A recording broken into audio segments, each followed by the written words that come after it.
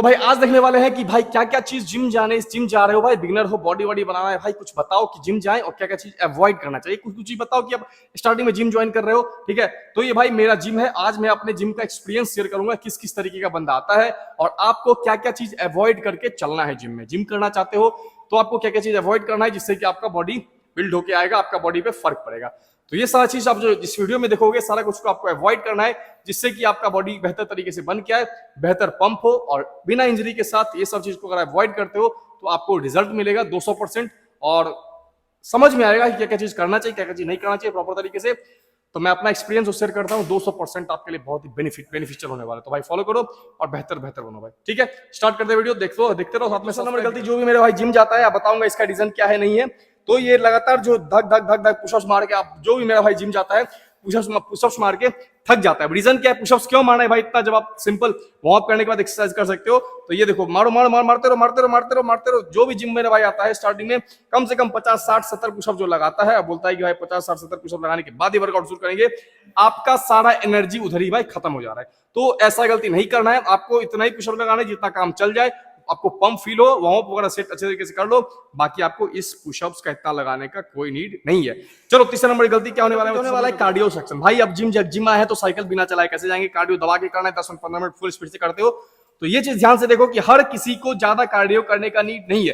जैसे कि इसमें ज्यादा कुछ फैट नहीं है, इसमें चर्बी नहीं है, तो इसको उतना ज्यादा दबा के कार्डियो करने का जरूरत नहीं। चाहे आप ट्रेडमिल हो गया या फिर एयर रोइंग हो, कुछ भी आपको उतना करने का नीड नहीं है। तो नेक्स्ट हमारा जो गलती होने वाला है कि ज्यादा कार्डियो आप बिना अपना बॉडी वेट या फिर जो भी आपका गोल है, बिना जाने आपको अपने वर्कआउट रूटीन में ऐड नहीं करना है। कार्डियो को अवॉइड करो, कम रखो। जिस हिसाब से आपको बॉडी वेट अगर चाहते हो वेट नॉर्मली कम करना, तब आप इस कार्डियो को ऐड कर सकते हो। और पहले से ही कम है तो आपको कोई नीड नहीं था कार्डियो ऐड करने। हमारा क्या होने वाला है, ये अगर आप अपने हिसाब से ज्यादा का वेट उठा रहे हो और देख रहे हो चलो उठाओ इस तरीके को बोले, तो भाई फालतू का इस तरीके का चक्कर में नहीं पड़ना है। जितना वेट उठे उतना ही उठा, हैवी वेट उठाने का कोई दिक्कत कोई जरूरी नहीं है, कोई पीछे सपोर्ट में नहीं है। ये देखो भाई का इंजरी वगैरह हो सकता है, तो आपको इस चीज को अवॉइड करना है। आपको जितना वेट उठे प्रॉपर ढंग से, अगर आपके पास कोई सपोर्ट नहीं है, जितना वेट उठे उतना ही मारोगे। आपका चेस्ट फोकस करना है, चेस्ट बिल्कुल फोकस होकर आएगा, चाहे वो 10 kg का ही वेट हो, वेट से फर्क नहीं पड़ता है। जरूरी नहीं है कि आप अपने हिसाब से अपने आप का जो एबिलिटी है, जब स्ट्रेंथ है, उससे जब तक ज्यादा नहीं मारोगे तब ऐसा जरूरी नहीं है कि तभी आपका चेस्ट बनेगा। चेस्ट बनाने के लिए वेट के साथ साथ प्रॉपर फॉर्म होना चाहिए। और आप क्या करोगे, ध्यान से एक्सरसाइज करोगे। ज्यादा वेट उठाने के चक्कर में आपको इंजरी वगैरह भी हो सकता है और एक्सरसाइज परफॉर्म नहीं करोगे। तो ध्यान रखना है, जितना वेट उतना उठाना है और हेवी वेट रहे तो बिना किसी के पीछे सपोर्ट के आप कुछ भी ऐसा गलती नहीं करोगे। सब चीज पर ध्यान रखो। एक एक चीज मैं सारा कुछ क्लियर करके बताऊंगा कि जो मेरा भाई जिम जाने का सोच रहा है, उससे पहले आपको इस चीज का आइडिया होना चाहिए कि ये चीज सही है, क्या चीज गलत है, क्या चीज ध्यान रखना होगा जिससे इंजरी नहीं हो। और इससे भी ज्यादा रेपिटेशन नहीं, 15-10-15 रेपिटेशन, 16-17-20 रेपिटेशन तक जाओ और इसके बाद खत्म करो। ज्यादा नहीं उठा, जरूरी नहीं है कि नहीं उठ रहा है तो दिए नहीं। काम से आपको काम है, फर्क पड़ना चाहिए, तो आप 10 से भी जितना वेट उठे उतना से भी आप कर सकते हैं। ये देखो भाई, अभी आप लोग का फैशन बना है, ट्रेंड बना है कि आप बाइसेप्स का वर्कआउट करना चाहते हो। सुपर सेट भाई 10 हटाए 5 लगाए, 5 हटाए 2.5 लगाए, 2.5 लगाए 5 हटाए। तो ये जो मेरे बिगिनर भाई हैं, उनको मैं बोलूंगा उनको ये नीड अभी नहीं है, क्योंकि मैं जो जैसा एक्सपीरियंस करता हूं, मैं अपने जिम में भी एक्सपीरियंस करता हूं कि इससे आपको कुछ ज्यादा फायदा होगा नहीं। पहले आप वर्कआउट लगाना सीखो। देखो फॉर्म आगे जा रहा है, पीछे जा रहा है, इस तरीके से हो रहा है, आपका एल्बो स्टेबल नहीं, आगे पीछे हो रहा है, इस चीज में आपका फॉर्म गड़बड़ होगा और बिल्कुल इससे आपको कोई फायदा नहीं होने वाला है, नुकसान ही होगा, ठीक है। अब एक्सरसाइज कर रहा है, ये देखो भाई किस तरीके से लाइट वेट, पहले 10 से हेवी वेट किया, फिर उससे लाइट, फिर उससे लाइट, फायदा क्या हुआ, फॉर्म भी गलत हुआ और सही तरीके से एक्सरसाइज परफॉर्म भी नहीं कर पाया। आपको ध्यान रखना है, अलग दो, आपको ध्यान रखना है कि एक्सरसाइज जब करो तो चलो 5 kg उठाओ, 5 kg उठाओ, बट प्रॉपर फॉर्म के साथ उठाओ, प्रॉपर फॉर्म के साथ उठाओ। रुको, एल्बो को लॉक करो, यहाँ पे एल्बो यहाँ से मूव नहीं करेगा, ठीक है। अभी ऊपर लेके आओ, बाइसेप्स को लाओ आराम से, स्लोली, 1, बहुत अच्छी। ये देखो, इस पे फर्क पड़ेगा कि आप जल्दबाजी में ड्रॉप सेट जो देखते हो वीडियोस वगैरह में कि भाई बॉडी बिल्डर्स लोग ड्रॉप सेट लगाते हो, तो आपको ड्रॉप सेट से फायदा होगा, बिल्कुल नहीं।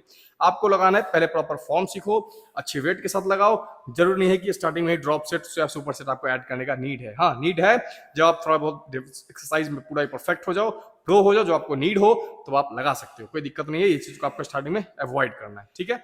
नेक्स्ट, और ये एक्सरसाइज देखो भाई, यूट्यूब, इंस्टाग्राम, सब कोई फॉरेन का बॉडी बिल्डर्स वगैरह को देख के या फिर कुछ रील्स वगैरह देख के आप सब कुछ जो ऐड करना चाहते हो अपने वर्कआउट रूटीन में कि भाई आज जिम में ये करेंगे, इससे फायदा होगा, तो आपका जो फंडामेंटल्स है, जो आपका बेसिक एक्सरसाइज है, वो सारा कुछ भूल के आप लगते हो दिमाग लगाने, ठीक है। कुछ एक्सरसाइज सही होता है, बट बाकी का एक्सरसाइज सब फालतू होता है, जिससे कि आपको उससे कुछ फायदा तो होगा नहीं, और आपको नुकसान उल्टा होगा, ठीक है। अब एक्सरसाइज में फॉर्म पता नहीं, सारा कुछ मिक्स, जैसा कि रील्स देख लिए सारा कुछ को आगे कॉपी करना है, तो बिल्कुल नहीं। रील्स वगैरह सब जो एक्सरसाइज देखते हो प्रोफेशनल्स होते हैं और वो करते हैं, कुछ एक्सरसाइज मतलब उसके साथ आपको ऐड करने से ही बेनिफिट होगा। सिंपल अगर आप चाहोगे कि वही सारा वेरिएशन डाल के हम अपना तगड़ा बॉडी बना ले, इस तरीके से कुछ कुछ ऐड करके, उल्टा सीधा एक्सरसाइज जो भी आप देखते हो आप सही समझ भी नहीं पाते हो, ठीक है। और जो करते हो तो आपका ट्रेनर भी सही तरीके से नहीं समझ पाता कि करना क्या चाहता है, तो बोलता है चलो करते रहो, बट ये गलत है।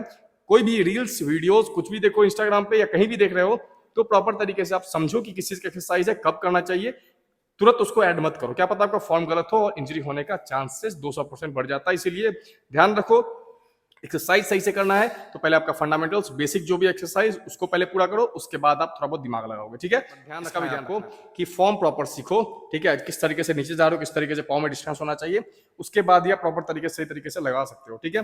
आप पहले फॉर्म सीखने के लिए सिंपल बॉडी वेट स्क्वाट लगाना ऐड करना जरूरी है। अब आप बोलोगे इससे तो ब्लैक्स बन के आएगा नहीं, तब वो वाला मशीन कुछ सब मशीन सब पे कैसे लगाएंगे, तो पहले फॉर्म सीखना जरूरी है ज्यादा भाई। उसके बाद आप चाहो तो वेट लगाओ या कुछ भी डंबल्स वगैरह से लंजेस वगैरह लगाओ, कुछ भी करो, बट प्रॉपर ये सीखना आपका जरूरी है। तो ध्यान से स्क्वाट लगाने से पहले हमेशा बॉडी वेट स्क्वाट लगा के पहले फॉर्म को परफेक्ट करो, फिर आप चाहो इस पे वेट डालो कंधे वगैरह पे, तो आपको उससे ज्यादा फर्क नहीं पड़ेगा, ठीक है।